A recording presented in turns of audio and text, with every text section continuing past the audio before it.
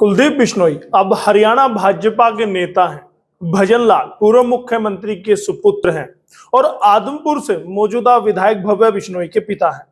वैसे तो कुलदीप बिश्नोई की राजनीतिक विरासत अपने आप में काफी विशाल है, लेकिन कुलदीप बिश्नोई राजनीति की इस विरासत को बड़े मुकाम नहीं दे पाए। ऐसा नहीं कि उन्होंने कोशिश नहीं की, भरसक कोशिश उन्होंने की, प्रयास किए। कभी कांग्रेस में रहकर, कभी अलग पार्टी बनाकर, तो कभी पार्टी को ही बदलकर। आज की इस एसएनए में हम कुलदीप बिश्नोई और उनकी राजनीति के बारे में जानेंगे कि कैसे एक मुख्यमंत्री का सुपुत्र दोबारा मुख्यमंत्री या उप मुख्यमंत्री बनते बनते रह गया, कैसे एक पार्टी बनाकर किंग मेकर की भूमिका में आने वाला बिखर गया। ये जानेंगे कि कैसे राजनीति के सत्ता के समंदर में हिलोरे खाती रही उनकी राजनीति और फिर भी वो डटे रहे। यानी कि कहा जा सकता है कि विपरीत परिस्थितियों के बावजूद भी कुलदीप बिश्नोई लगातार डटे रहे, राजनीति में बने रहे। नमस्कार, स्वागत है आपका एसएनए में, भारत आज का वो शो जो खबरों का विश्लेषण करता है। और खबरें वो होती हैं, वो व्यक्ति विशेष की होती हैं जिनके जीवन से जुड़ी छोटी बड़ी हर खबर आप जानना चाहते हैं। इसीलिए हम लेकर आते हैं स्पेशल न्यूज एनालाइज एसएनए।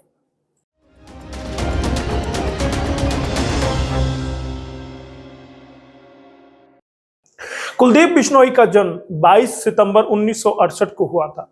वे 54 वर्ष के हैं। सत्ता की घुट्टी उन्हें अपने घर से ही मिली थी, क्योंकि उनका जन्म हरियाणा के पूर्व मुख्यमंत्री भजन लाल के घर पर हुआ था। कुलदीप बिश्नोई को राजनीति विरासत में मिली, लिहाजा अगर ये कहें कि कुलदीप बिश्नोई ने सत्ता की पढ़ाई तो घर से ही की, तो ये कहना गलत नहीं होगा। आगे चलकर यही पढ़ाई उनके काम आई। अपने पिता भजन लाल की राजनीतिक विरासत को कुलदीप बिश्नोई ने आगे बढ़ाया, सहेज कर रखा, उसको आगे बढ़ाने का काम उन्होंने किया। अपने आप में शानदार है कुलदीप बिश्नोई का परिवार। कुलदीप बिश्नोई की शादी दिसंबर 1991 को रेणुका बिश्नोई से हुई थी। उनके 2 बेटे, 1 बेटी है, जिनके नाम है भव्य बिश्नोई, चैतन्य बिश्नोई और सिया बिश्नोई। उनके दोनों बेटों में एक राजनीति में है तो दूसरा क्रिकेटर है। भव्य राजनीति में उतर गए और आज आदमपुर से भाजपा के विधायक है, तो वहीं चैतन्य आईपीएल में खेल चुके हैं, यानी वो क्रिकेटर है। कुलदीप बिश्नोई का राजनीतिक सफर।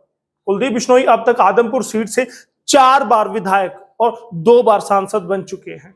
हिसार क्षेत्र में कुल 9 विधानसभा सीटें आती हैं। कुलदीप बिश्नोई पहली बार हिसार से सांसद चुने गए थे, तो दूसरी बार भिवानी से। साल 2019 में बिश्नोई ने मोदी लहर के बावजूद चौथी बार जीत की हैट्रिक लगाई थी और पिता की साख को बचाए रखा था। चुनावी मैदान में उनके सामने सेलिब्रिटी कैंडिडेट सोनाली फोगाट रही थी, वही सोनाली फोगाट जो टिकटॉक स्टार थी और बिग बॉस में भी वो रह चुकी थी। उसके बाद वो सेलिब्रिटी के तौर पर लोगों के बीच थी, अच्छी खासी वोट उन्होंने बटोरी, लेकिन वो फिर भी कुलदीप बिश्नोई से हार गई थी। हार का स्वाद उन्हें चखना पड़ा था। 1998 में पहली बार बने थे विधायक। जी हाँ, कुलदीप बिश्नोई को पहली बार विधायक बनने का सौभाग्य 1998 में मिला था। अपने पिता भजन लाल की परंपरागत सीट आदमपुर से चुनाव लड़ा था और यहीं से पहली बार कांग्रेस से विधायक वो बने थे। विधायक के बाद बने सांसद। कुलदीप बिश्नोई विधायक के बाद सांसद भी बने थे।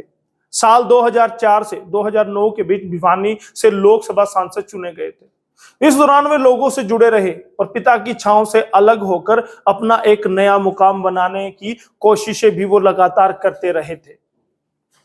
पिता के लिए कांग्रेस से किया था किनारा।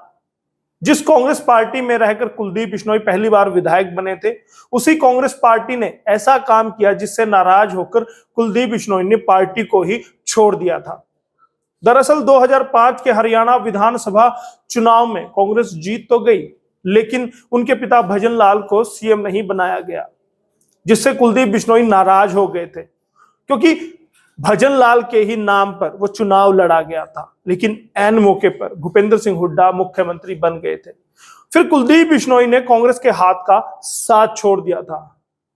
कुलदीप बिश्नोई ने बनाई थी खुद की पार्टी। कांग्रेस से अलग होकर कुलदीप बिश्नोई ने खुद की अपनी पार्टी बनाई थी। 22 दिसंबर 2007 में हरियाणा जनहित कांग्रेस, जिसे आप हजका के नाम से जानते हैं, वो पार्टी कुलदीप बिश्नोई ने बनाई, उसका ऐलान किया। उनकी पार्टी हजका हरियाणा की एक प्रमुख राजनीतिक पार्टी भी बनी थी, जिसकी स्थापना हरियाणा के पूर्व मुख्यमंत्री भजन लाल ने ही की थी। पार्टी ने विधायक भी बनाए और किंग मेकर बनते बनते पार्टी बिखर गई। विधायक बागी हो गए और पति पत्नी दोनों ही विधायक रह गए थे, अकेले रह गए थे।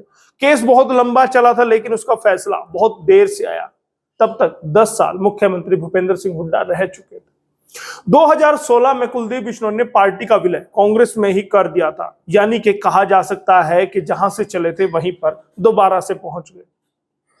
पिता की विरासत को बचा हुए हैं कुलदीप बिश्नोई, यानी कि पिता की विरासत को लगातार बचाने में कुलदीप बिश्नोई लगे हुए हैं। कुलदीप बिश्नोई ने अपने पिता की विरासत लगातार बचाई है। साल 2014 तक हुए 12वीं विधानसभा चुनाव में 11 बार लगातार बिश्नोई परिवार आदमपुर सीट पर विजय प्राप्त करता रहा, क्योंकि आदमपुर सीट बिश्नोई परिवार के वर्चस्व वाली सीट है और ये हमेशा से हॉट सीट बनी रही है। 56 सालों से ये सीट भजन लाल परिवार के पास है, यानी कि भजन लाल, जसमा देवी, कुलदीप बिश्नोई, रेणुका बिश्नोई और अब भव्य बिश्नोई वहां पर काबिज है। इनके अलावा ना तो सीट पर कोई कब्जा जमा पाया है, और बड़ी बात, आदमपुर से उनके सामने कोई नेता भी नहीं आज तक बन पाया है। यह भी अपने आप में बहुत ही विलक्षण बात है। तो वही साल 2019 की अगर बात करें, 2019 के विधानसभा चुनाव के दौरान जब मोदी लहर थी, तो उस समय भी कुलदीप बिश्नोई ने पिता की विरासत और सीट दोनों को बचाने में कामयाबी हासिल की थी। और अब कुलदीप बिश्नोई के इस्तीफे देने के बाद खाली हुई आदमपुर की सीट से उनके बेटे भव्य बिश्नोई ने उपचुनाव लड़ा और फिर से अपनी सीट पर काबिज हुए, यानी कि 56 सालों की विरासत को संभालने में उनके सुपुत्र कामयाब रहे हैं। राजनीति में है पूरा बिश्नोई परिवार। भजन लाल के बाद उनका पूरा परिवार भी राजनीति में उतरा और सफलतापूर्वक काम भी किया। कुलदीप पिता चौधरी भजन लाल की तरह 2 सीटों से सांसद रहे हैं, जैसा मैंने पहले बताया। भजन लाल मुख्यमंत्री रहने के बाद 2 बार सांसद भी रहे थे। वह 1989 फरीदाबाद और फिर 1998 में करनाल संसद सदस्य बने थे, यानी कि संसद के सदस्य इन दोनों सीटों से वो संसद पहुंचे थे। कुलदीप बिश्नोई की मां जसमा देवी भी विधायक रही, उन्होंने उपचुनाव जीतकर वो पद पाया था। इसके साथ ही कुलदीप की पत्नी रेणुका भी हांसी सीट से विधायक रही हैं। तो वही उनका बेटा भव्य बिश्नोई, जैसा मैंने आपको पहले बताया, अब आदमपुर सीट से विधायक है। और बात करें कुलदीप बिश्नोई के बड़े भाई चंद्रमोहन बिश्नोई की, वो भी लगातार राजनीति में सक्रिय है। हरियाणा के उप मुख्यमंत्री भी वो रहे हैं। उन पर हम अलग से एक एसएनए बनाएंगे, लेकिन आज बात कुलदीप बिश्नोई की करेंगे, जिन्होंने विपरीत परिस्थितियों के बीच भी अपने पिता की विरासत को संभाले रखा।